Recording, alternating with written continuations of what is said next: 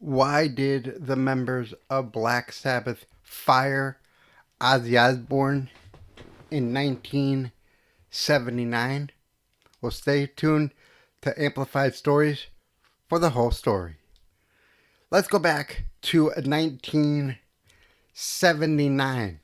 The early 70s were a great years for Black Sabbath as they brought their revolutionary music of dark, brooding, sometimes scary music to the masses. They had great albums from 1970 to 1978. But 1978, things started to fall apart for uh, all the greatest heavy metal band of all time. And this was due to alcoholism and drug abuse, mostly alcohol and cocaine. At the end, a poor album sale and a poor tour in support of the album Never Say Die. They had an upstart band open up for them called Van Halen, who were coming off the success of their second album, Van Halen 2, and completely blew away the Black Sabbath, the boys from Birmingham, England, with their energetic Southern California energy and vibes that would become a staple of the Sunset Strip in the 80s.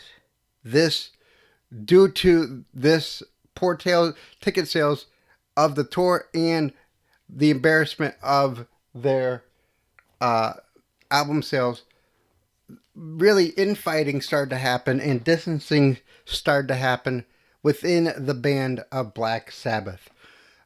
When they went back to record their follow-up to Never Say Die, Ozzy Osbourne, who was increasing his drug use even more so than the other members of the band, would go long periods of time where he would party with the band, be with the band, and then party so hard, but leave the residence of where they were staying and not come back for a very, very long time. And this angered and distraught the band. They thought they were losing their lead singer, and the progress of this album was not going as well as they thought it was going to the point where Warner Brothers, the distributor of the albums, Tony Iommi said in his book, he said in his book, quote, "I would have to go to the record label and say," they would ask me, "how's the album coming?" "Oh, it's coming great," not knowing that we had nothing done on the album, but we proceeded to continue to write the album. But we had trouble getting Ozzy to sing the songs. Just, he would just not be in. He would be there, then he wouldn't be there. So he was being unreliable. And this is being said that Ozzy Osbourne, majority of the band were still doing drugs. I know Geezer Butler had quit drinking and doing drugs in 1976, so he was the primary songwriter. So frustration in the band, and even when they did get Ozzy in the same room to practice these songs and rehearse for the new album, he would look at Tony Iommi would look at him, who was the de facto leader of said band, and he would make him rehearse over and over and over and over again until he got it right. And Ozzy even said it got the sense that they wanted a new lead singer, a new direction for the band. So collectively, Geezer Butler and Tony Iommi got together and said, "We can't deal with this anymore. Somebody has to leave this band." And being his drinking and drug buddy, drummer Bill Ward was tasked on breaking the news to Ozzy Osbourne that he was out of the band. And Ozzy said, quote, "I was blindsided by the decision of the band. It's not like I was the only one that was effed up. We were all effed up. Maybe I was a little bit more effed up than everybody else.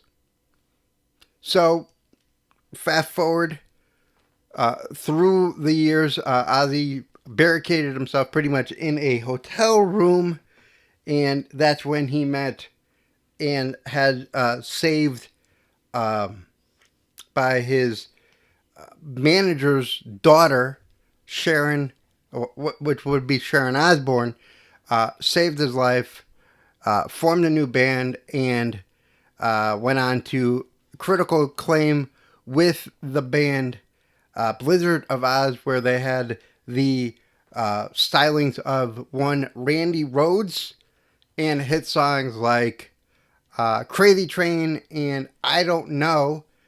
But besides that, Black Sabbath continued on with a new lead singer, one by the name of Ronnie James Dio, and had some successful albums through the years with that lineup. Foremontly, the albums Heaven and Hell and Mob Rules, but nothing was like when the four lads from Liverpool, four guys from Birmingham, England, would get back together, and that would be 1997 and then 1998.